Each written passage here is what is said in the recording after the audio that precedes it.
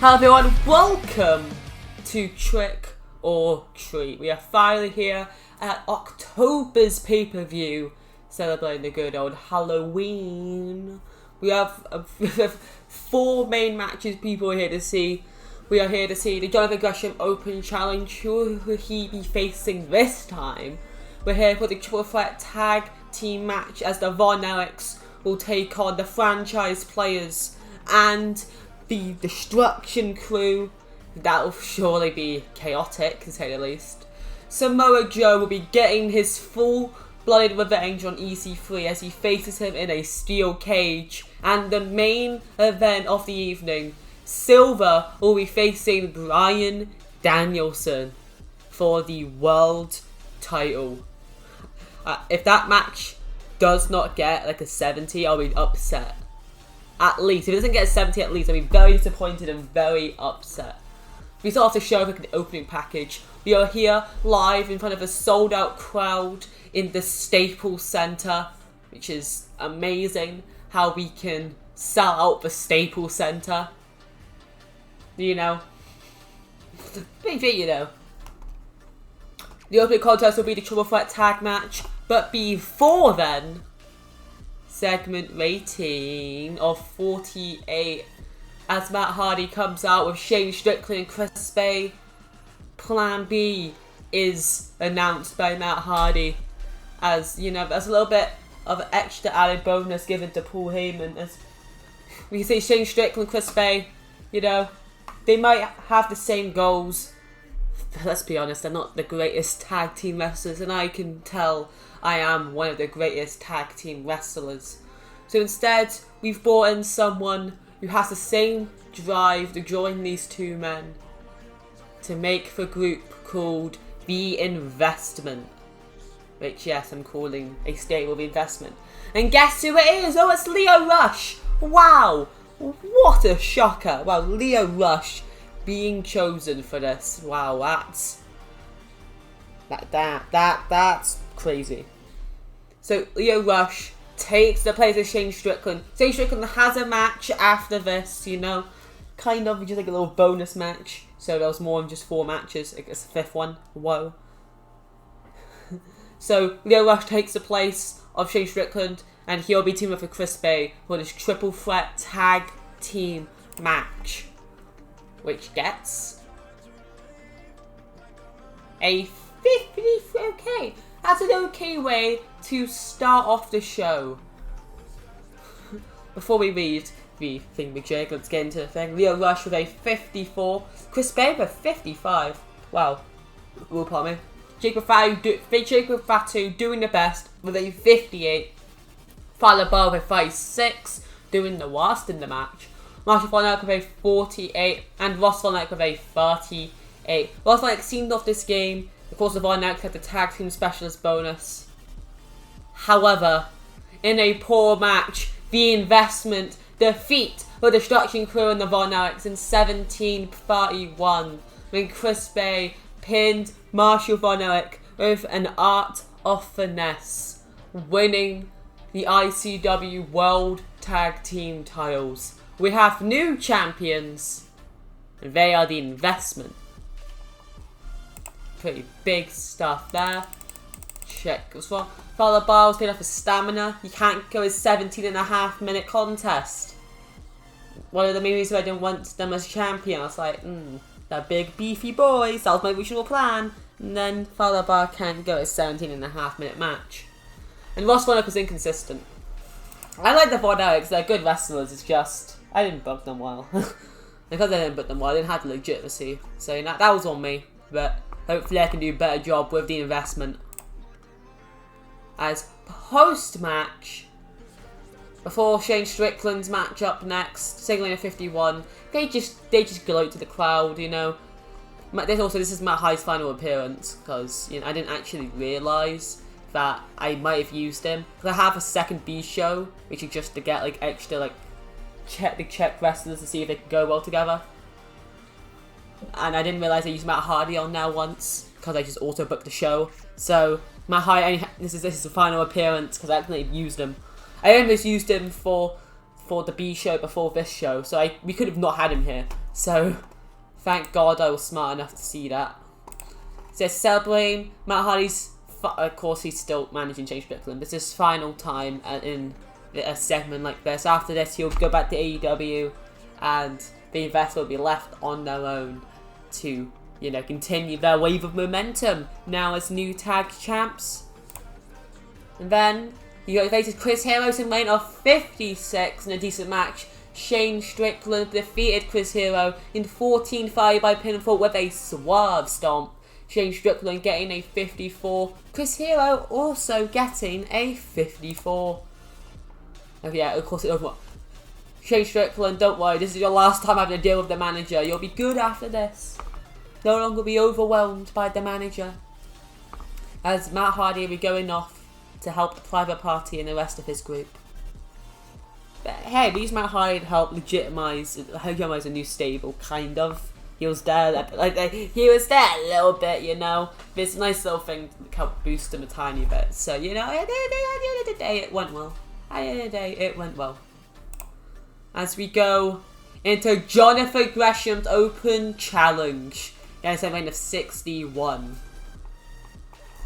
The people in this match are not from ICW. Of course, with a forbidden door, it creaked open a little bit and two people came out. One was AEW's Christopher Daniels, and the other one was New Japan's Kenta. Yeah, this match looks beautiful. Gresham versus Daniels versus Kenta. A triple threat, that sounds pretty damn good now. And probably it would still be. In a decent match, despite the talent against him, Jonathan Gresham defeats Christopher Daniels and Kenta in 2023 when he pins Kenta with a German suplex hold. Defending the international title again. Of course, it's not actually free. I actually made him lose it, so... You know, it's like 10? It's like 9 or 10. I think it might be 9, actually. But Gresham getting a 63. Daniels doing the worst with a 51. But, you know, Daniels is 50, so, you know, can't do much there. Kenta with a 62. Jonathan Gresham doing the best out of these three in this match. Holy shit. Jonathan Gresham pulling that out, doing better than all. It's better than the other two. It's amazing.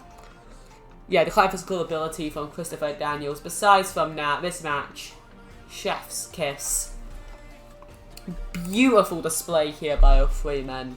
Of course, we did have to get some help from Forbidden Doors in order to get a high 7 rating, but still, we have the access. And if we have the access, we can take advantage. You know, it works out, it's fair game. No. And then post-match, as Gresham celebrates with his title, defending it once again against two very great opponents, holds it in the air. Christopher Daniels, he gets up, offers a hand to Jonathan Gresham, which he takes. Daniels raises Gresham's hand in the air, giving Gresham a little rub there, as, you know, Daniels walks off. And then Gresham continues to celebrate with the title, which he deservedly has. Pogger moment.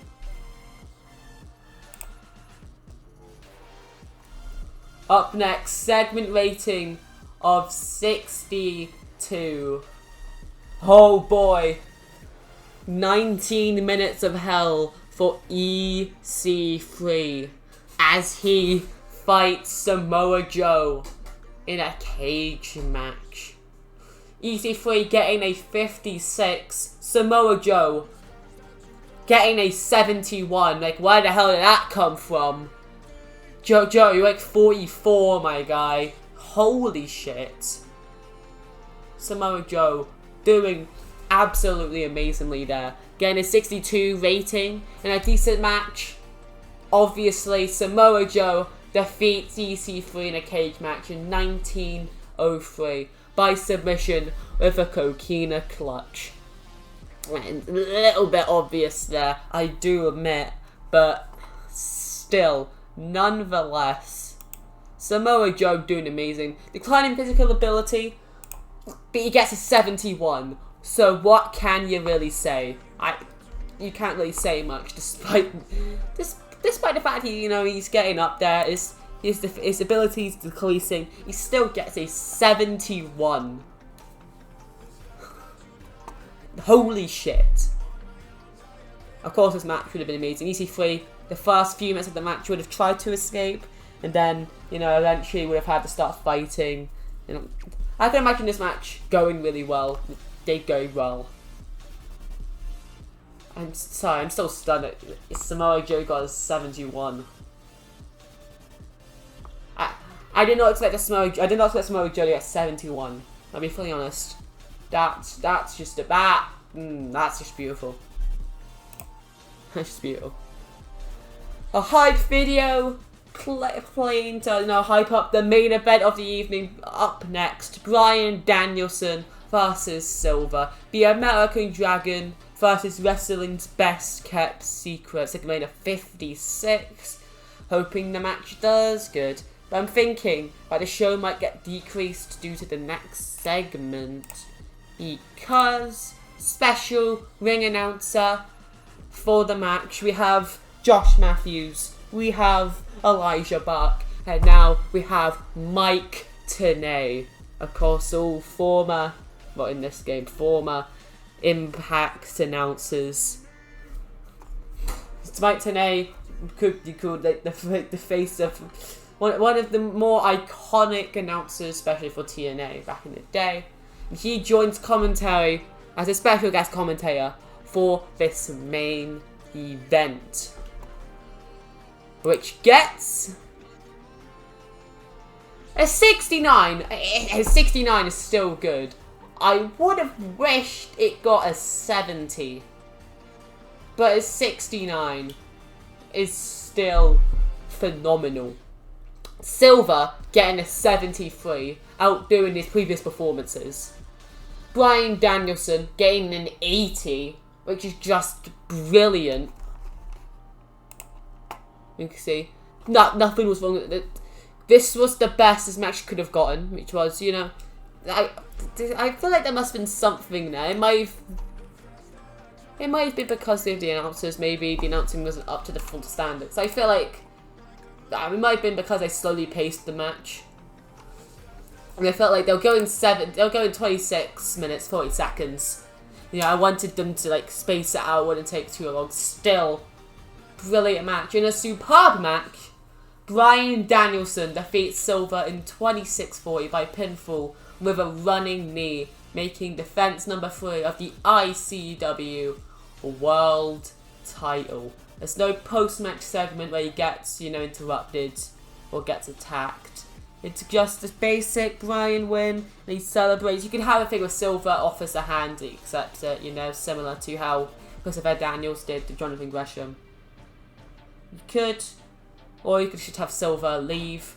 Either way, it's a good way to end the show. Good way to end the show. I'm hoping that with the 6 we've got in here, we're going to get, because I've checked, the 4 best shows we've had so far, all from the October renditions of ICW Toxic.